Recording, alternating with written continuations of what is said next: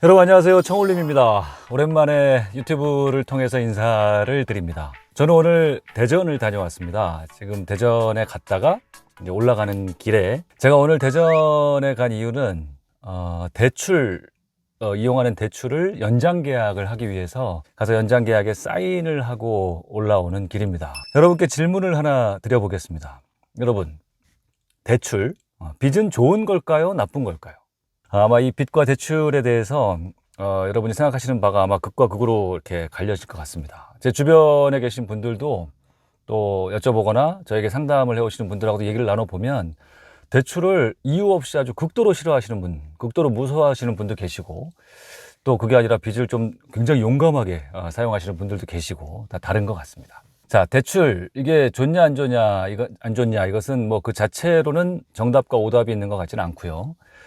그야말로 대출은 양날의 검과 같은 성격을 갖고 있기 때문에 현명하게 잘 활용하면 아주 굉장히 좋은 지렛대 효과를 얻을 수가 있고, 그게 아니라 본인 어떤 형편이나 본인 레벨보다 너무 과도하게 이 빚을 사용하면 오히려 아니함만 못한, 때로는 그 빚 때문에 망할 수도 있는 그런 위험성도 갖고 있다. 그래서 신중하고 현명하게 잘 사용해야 될 것 같습니다.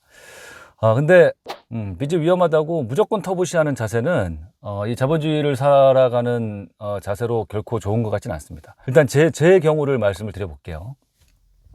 제가 오늘 갔던 그 대전의 농협, 여기서 제가 지난 2011년도부터 대출을 이용을 했고, 그 농협은행 한 곳에서만 제가 한 10억 정도의 돈을 빌렸습니다.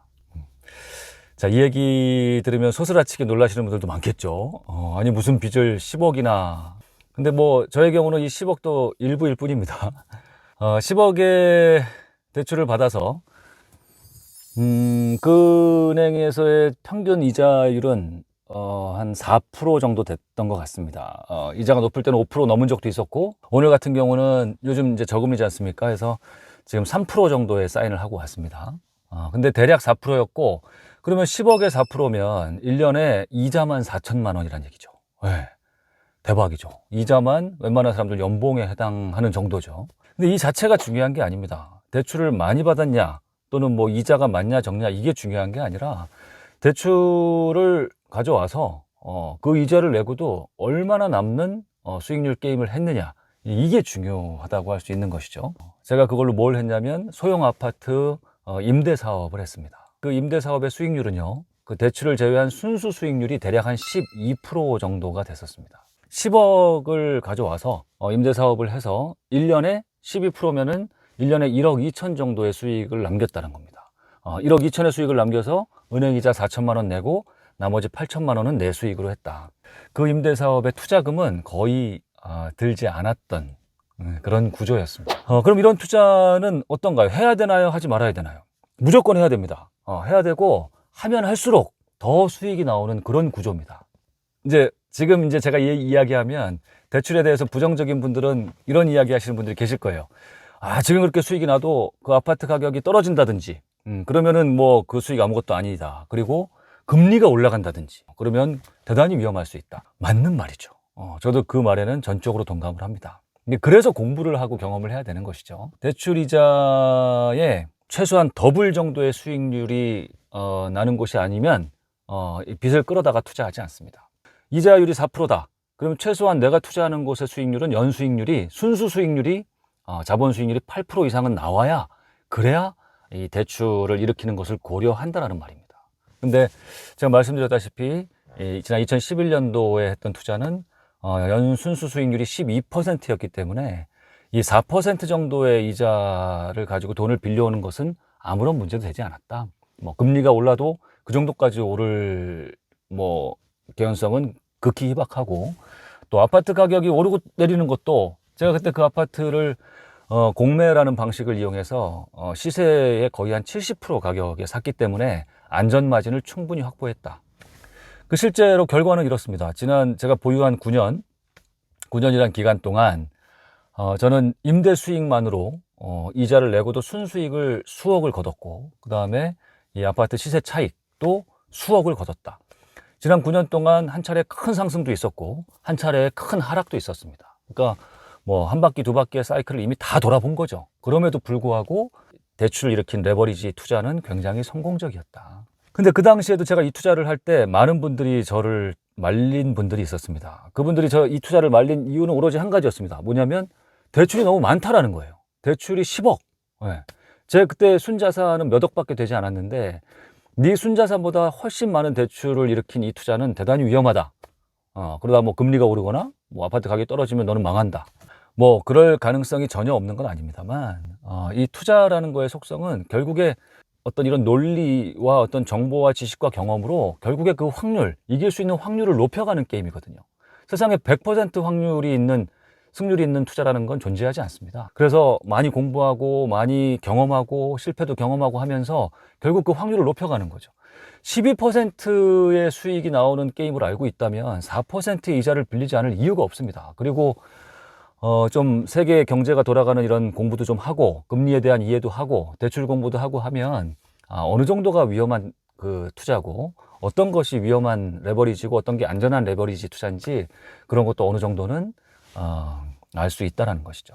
대출을 너무 두려워하고 무조건 빚은 안 좋은 것이다 라고 생각하시는 분들은 큰 발전이 없는 경우가 많습니다. 물론 대출을 과도하게 일으켜 가지고 굉장히 좀 안 좋은 결과를 이제 가져오는 분들도 왕왕 있습니다. 그런데 실제로는요, 투자를 잘하고 자수성가하고 하시는 분들을 보면 대출도 잘 이용합니다. 현명하게, 지혜롭게, 너무 과도하지 않게. 과도하지 않다라는 건 금액이 크지 않다라는 얘기가 아닙니다. 금액이 크더라도 꼭 수익이 날 만한, 그리고 위험 상황이 오더라도 무너지지 않을 정도의 안전마진을 갖고 투자를 한다는 거예요. 그게 현명하고 그게 과도하지 않은 것이지 무조건 뭐 대출 금액이 낮아야 뭐 안전하다 이런 개념이 아니라는 거예요. 이 자본주의에서 좀 빠르게, 일반인보다 빠르게 부를 쌓아가기 위한 굉장히 중요한 방법 중에 하나는 뭐냐면 어떤 대상의 기회와 위험이라는 이 두 가지 요소를 이 대상이 갖고 있을 때 그것을 위험 요소가 있다고 무조건 멀리해서는 안 된다는 겁니다. 그 빠른 자산 상승을 가져오지 못하는 분들의 대표적인 속성이 이거예요. 기회와 위험이 있는 것들을 일단은 위험 요소가 있는 것 때문에 멀리합니다. 괜히 굳이 괜히 가까이 했다가 차라리 가까이 가지 말자. 근데 이런 소극적인 생각을 해서는 자본주의 사회에서 빨리 앞서갈 수가 없습니다. 이 자본주의를 잘 이용하는 방법, 자세는 뭐냐면 그 대상을 적극적으로 공부하는 겁니다. 어떤 게 기회 요소가 있고 어떤 게 위험 요소가 있는지 면밀하게 끝까지 공부하는 겁니다. 그리고 작은 것부터 경험을 실제로 해보는 겁니다. 그러면서 그 실체에 다가가는 것이죠. 그러면 내가 그 실체를 정복할 수가 있는 거예요.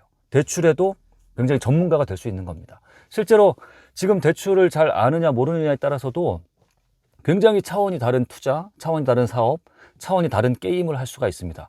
요즘처럼 대출 규제가 심한 이런 시기에도요, 저처럼 대출에 대한 어떤 지식이나 정보나 경험이 많은 사람들은 굉장히 자유롭게 많은 돈을 끌어다 쓰기도 합니다. 실제로 DTI, LTV 이런 거하고도 무관한 대출을 하기도 하고요. 뭐 일부 지역에서는 대출이 40%밖에 안 된다고 하지만 저는 그런 지역에서도 60%, 70%의 대출을 사용한 적도 있고 실제 지금도 그런 대출을 알고 있기도 하고 이렇다는 겁니다. 그러니까 그야말로 아는 게 힘이라는 거죠. 그리고 그만큼 알려면 자본주의에서 그 실체로 적극성을 갖고 다가가야 된다는 것이죠. 결론적으로 빚 두려워만 해서는 안 된다.